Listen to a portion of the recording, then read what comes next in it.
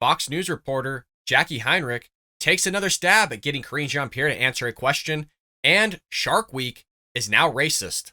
All of that and more here on The Bald Brad Show.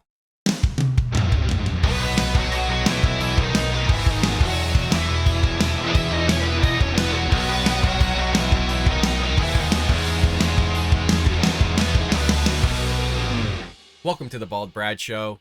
It is Thursday, December 8th, and as always, support the show by hitting that like and subscribe button, as well as leaving your opinions in the comment section below regarding anything that we cover in today's episode. Folks, the YouTube algorithm really does love seeing you engaging and interacting with the channel, so you taking a moment to hit that like button, as well as leaving us a nice, short, sweet comment down below, does yeoman's work in supporting the show and forcing the algorithm to send our videos out there to new viewers who haven't seen our content or our channel. Your help and support would be greatly appreciated. With that being said, our lead story of the day is Fox News reporter Jacqui Heinrich back in the seat in the White House press briefing room, trying to get Karine Jean-Pierre to answer a single one of her questions. Let's see if Karine Jean-Pierre could do it today. Support us by hitting that like and subscribe button. Without further ado, let's go ahead and roll it. Thank you, Karine. The White House and the president were very vocal about Georgia's new election law when it was signed in March of 2021. And the big argument from the White House was that it would suppress voting. But there was record turnout in the primary, there was record turnout in the general, record turnout in the runoff, in early voting, absentee ballots, and in-person voting. So is the DOJ going to drop their lawsuit against the state? I can't speak to DOJ's actions and what they're going to do. The president, though, called it Jim Crow in the 21st century and a blatant attack on the Constitution. So does he still see it that way? I'll say this, I'm not. Dang, Jacqui just coming out swinging today. Jeez Louise, what a follow-up. Hey, is the DOJ going to basically get rid of the lawsuit? Well, I can't speak on behalf of the DOJ. Okay, well, the president said this. What does he have to say about it? Damn, what a follow-up. You go, girl. Here we go. I'm not going to speak to the Department of Justice legal actions. That's something for them to speak to. What I can say, and not going to get into specifics of your question, but you all reported this, that there was suppression. I'm not going to get into the specifics of your question. Oh my God. That just means Jacqui just had a knockout punch, folks. She doesn't even have an answer to the question that was just proposed. Normally she spins it, you guys. Normally she just doesn't even either acknowledge the question. She'll come up with her own question and answer that question of what she came up with. But here she's going, I'm not even gonna bother answering it. Damn. Oh my God. That we saw that throughout the Georgia election. So that is something that was been reported on. So I leave it to those reports. But look, even with that, the American people came out. They came out in historic fashion to make their voices loud and clear.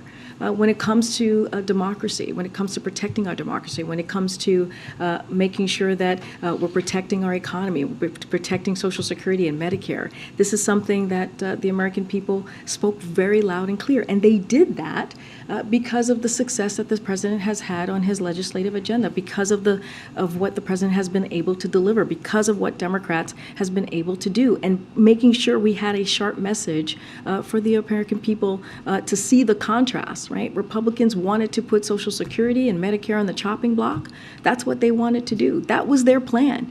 And, you know, people have said, I've heard some of your colleagues say earlier this morning that it was a stunningly bad cycle for Republican senators. And a lot of that is because of their agenda, is because they embodied the ultra MAGA ideas. And even with all of that, the American public came out and they put a lot of that to rest, a lot of what the Republican officials were putting forth, their plan to rest. And they said it very loud and clear. We want the special interests to pay their fair share. We want Social Security. We want Medicare to be protected. And we want women's rights to be protected as well. God, diarrhea mouth. We're not done here. Jackie's going to ask another question, but you got to love the fact that she's using the term historic. That it was like a historic turnout. You know, people showed up, they voted. But yet the question was predicated on voter suppression, of which there's literally historic turnout. So she's going to contradict herself and then go on this whole rambling of what's wrong with Republicans and how great Joe Biden is, even though they didn't want to show for Joe Biden out to any of the hot areas like Georgia. I'm laughing because it's like, look, we can either get pissed or just laugh at it because it's comedic at this point. Today, she's just like, I'm not going to answer your question. I'm going to completely dodge it, even though the question was predicated on What's going on with the president? Does he still believe this viewpoint of what she spewed? Yes or no? And she's supposed to be the mouthpiece of the president, and so she's not going to answer it. Hell, I mean, I guess you would sound very similar to Joe Biden because he ain't going to answer a damn question. The dude doesn't even know his name. He probably doesn't even remember saying that stuff. He was literally rambling the other day. He couldn't even say nano chip.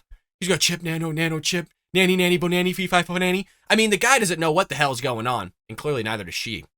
On Twitter, Karine, the Twitter files have released that the company typically required an official or law enforcement finding that materials were hacked in order to exercise their company policy to restrict certain stories or reporting. And the journalist who released the material noted that in this case, around the Hunter Biden laptop story, there was no official or law enforcement finding that appeared in the material that he was given. So my question to you is, did anyone from the Biden team communicate to Twitter that this material was from or this reporting stemmed from hacked materials? Are you talking about the campaign? It would have been the campaign or anyone around the family. Just wondering because in the Twitter files release and what Matt Taibbi said, he noted that typically the company would require a law enforcement or official finding that something was hacked in order to exercise their hacked materials clause, and that he didn't see that in what had been given to him. So wondering if it was communicated even informally by someone around the president or the president's family or the campaign that this was hacked material or could have come from hacked material, given that there was so much concern, especially after the 2018 foreign interference situation, that could be something that we would see in that election. So I'm wondering if there was that communication there surrounding the Hunter Biden laptop story. So I can't speak to decisions made by the campaign from here. That is not. It is a political campaign, so I can't speak from here. I'm covered by the Hatch Act, and so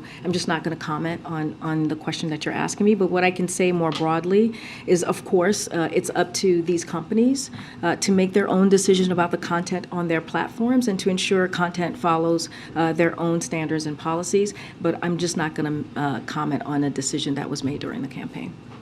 Gotta love it. Oh, well, it's the Hatch Act, you guys. It's the Hatch Act. Can't answer any questions. Sorry, even though we have evidence that the Biden administration was working in conjunction with Twitter on what they did.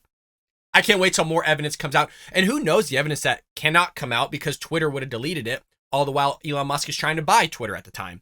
So who knows really what went on. But we got a lot of information coming out here in terms of former FBI agents working to stop this stuff from coming out.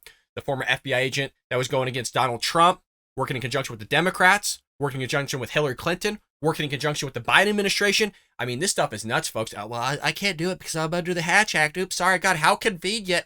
How convenient the Hatch Act is there for me for everything. But she's going to sit there and not answer a single question. And just being open about it today. Screw you, not going to answer it. Jacqui, you did a phenomenal job, girl. Keep it up. Gotta love the questions coming from Fox News and Jacqui Heinrich there. Keep saying Heinrich. Jacqui Heinrich. I'm trying to get the names down. Forgive me, folks. Some names are difficult. Some names aren't. I know I sound like Joe Biden here. Still deserves a like and subscribe nonetheless. Moving into our next story of the day. We got a hilarious one here, folks. We got to top it off here. I don't know if you can top off what Jacqui Heinrich did to Karine Jean-Pierre. If you haven't seen that bit, the first segment, go check that out. Hit the like and subscribe button, folks. And leave us a comment down below. We're doing a campaign here of trying to get our videos out there to new viewers and grow the show. Well, months and months ago, the progressive left were all up in arms saying that working out, exercise was racist. And before that, if you recall, they said milk was racist. And many, many, many years, if not decades before that, they were saying Band-Aids were racist. Okay, anything and everything nowadays is racist. The paint on my walls is probably racist because it's white. Well, this one, folks, she's sitting down. Shark Week is too white and too male, study finds, and the mockery that ensues is bloody hilarious. This one's great, folks. I love it when the left lose their mind and just say anything and everything's racist. This is one of them.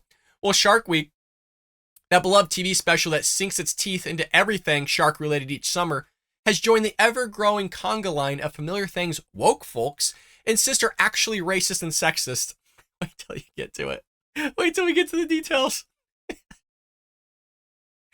The Washington Post on Monday highlighted a recent Public Library of Science study claiming that Shark Week, among other things, overwhelmingly featured white men as experts, including several with the same name.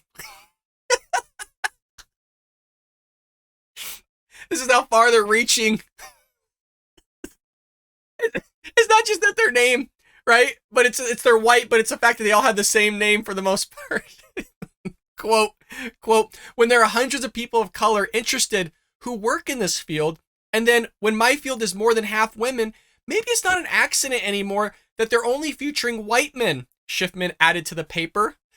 Lisa Whitenack, gotta love the last name, right? Speaking of racism, I mean, the fact that they're called great white sharks, is that probably racist too? I guess we'll find out, but her name has white in it. Maybe you should talk about getting that last name changed.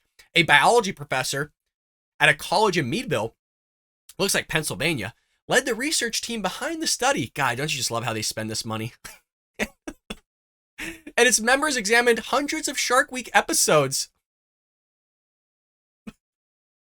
For those that are listening, folks, I'm trying to keep my composure, but literally somebody created a team to research this and watch Shark Week episodes to find out like if it's racist or not, and count how many white men there are, experts, correlated between the experts and the white men and their names. So they watched the episodes from 1988 through 2020, like 30 years, 3 decades of this stuff, to come up with their findings. The paper said Discovery didn't respond to its request for comment on the study, although the channel did WBTS in Boston after preliminary findings came to light in 2021 that it wouldn't comment on a study that has yet to pass any scientific approvals. Whitenack, however, told the Post the study was since undergone a scientific review, because that means anything. I mean, you can go look at what Steven Crowder published on these journals and these studies. It's hilarious what we'll get by. Take them as a grain of salt, some of them. Well, this is not the first time this has happened. So scientists and TV critics bit down hard on Shark Week in 2020, if you recall. The paper said, for featuring 6 white men out of 8 named experts. Uh-oh. Whitenack told the Post her team study, which also commenced in 2020, found that throughout almost all the history of Shark Week, over 90% of the 229 experts were white, and about 78% were men. The patriarchy! It's the patriarchy, that toxic masculinity. As I've specified, the left believes that anytime there is a discrepancy or a disparity in data, it has to be racism. It can't be anything else. It just couldn't be the fact that maybe more white men applied for the job, or the experts that were interested in Shark Week applied for the job. Maybe there was audition tapes and they were just better on camera than maybe another race for some odd reason. Has nothing to do with race, just maybe the milieu, or somebody actually has been in front of the camera multiple times, or maybe one was a better expert than the other person. None of it predicated on race, but it just can't be. The data just can't be. The year of the criticism isn't so surprising, as readers of The Blaze also made a reminder that in 2020, they saw a massive race-related reckoning amid rioting, sparking by George Floyd death, including changes in product imaging and branding. So we got a few of them here, and these are just only a few. If you recall, Mutual of Omaha ditched its Native American chief logo. You got Ben's Rice changed its name and dispensed with using the image of a black man on its boxes. Quaker Oats announced the famous Aunt Jemima brand of breakfast syrup and pancake mix would be going away because it perpetrates racial stereotypes. You got Eskimo Pie also planned to change its name. L'Oreal, the world's largest cosmetic and beauty company, said it would stop using the word whitening on its products. You guys. This is the world we live in. This is why I love politics, because there's crazies out there. They're going to stop using the word whitening. I didn't even know about that one. And the Houston Association of Realtors decided to axe the word master in descriptions of bedrooms and bathrooms on real estate listings in favor of the term primary. You know how good we got in America when people could finance studies like this? And this is where we're at. This is really where we're at. If you think we're falling apart, folks, you're probably right. What did folks have to say about this finding in the study? Well, we got Mike Rowe in the mix here of Dirty Jobs. Fabulous show. Great job. Okay, Rowe. You're one of the top guys from Discovery. Well, what did he have to say here? Posted a rather funny reaction on Facebook Wednesday. Quote, "Good morning. As a white male named Mike, who hosted Shark Week more than once, this headline caught my eye in the Washington Post. Quote, Shark Week lacks diversity, overrepresents men named Mike, study finds. I suspect I might be asked to respond specifically to this headline. If you have any thoughts or suggestions, please leave them in the comments below. Unless, of course, you're a white guy named Mike. I think we've all heard quite enough from you. Completely mocking it. In addition, one might assume that those commenting on the post story would applaud the study, but a quick look at the comments says otherwise. So here's just a few, folks. Are you ready? God, you're going to love these. Amazing research, one commenter wrote. I'm hoping this woman now tries to cancel the great white shark as a clearly racist shark and sue Steven Spielberg for clearly emphasizing only great whites in his racist film Jaws. Discovery has not highlighted a single researcher who identifies as a shark, nor a shark who identifies as a researcher. Disgraceful. Do we not know any of those experts aren't trans that maybe identify as a woman? Did we ask them? Did we ask them in this study? Was there a questionnaire that was sent out to get a specific response from them? I don't think so. Like all wokeness, it's narcissistic to performance arts by neurotic white people for neurotic white people. Another commenter wrote, somebody just throwing their meth is bad. I apologize. I hope you're finding these as funny as I am, but I don't mean to laugh so loud on the mic. I'm trying to contain myself. I'm freaking sweating over here. I saw this headline being debunked on and immediately thought, please don't let this be the post. It's just a joke article, and I'm not seeing it. This is basically an Onion article another person wrote. You said this perfectly. This is like something you'd see off the Babylon Bee as well. The left just keeps creating parody itself. Another example of how the progressive demand for racism outstrips actual supply. Couldn't be wrong. You have got to be kidding me, another commenter explained. This is an early April Fool's prank, right? It's not past the poison Kool-Aid, and let's just end it all now. Why is the only white shark called great? Let me rephrase that. Why is the only white shark called great? Another commenter asked. The ocean so damn racist. I butchered the last one, but as I'm reading it, like knocked the wind out of me. Because this is what the left does, is what they want to spend their time on, is literally studying Shark Week for 3 decades to find out how racist it is and then publish it. And people are going to these universities, these colleges, and paying exorbitant amount of money for this education, and they're taking some of that money and financing this bogus stuff as if who cares? And they're like, well, it's a scientific review right now. I mean, we're having other leftists look at it. I mean, maybe it'll be good. Does anybody really have faith in our education system in terms of university and heck, even sometimes high school, middle school, with what's going on with trans and kids, pushing critical race theory, of which now you're seeing the development of critical race theory, or at least that ideology, coming to fruition in these professors that are spending that time that they learn about critical race theory, maybe even critical law studies, depending on where they're at, to finance and help finance and give money to these other professors that are progressive leftists to do this type of study. I don't know, folks. Let me know. Let me know in the comments below. But I had to give you something good today. I had to give you something fun and entertaining. I hope both of them were. Support us by hitting that like and subscribe button, folks. Share this with your friends and family. Again, it helps us out greatly. And I'll see you tomorrow here on The Ball Brat Show.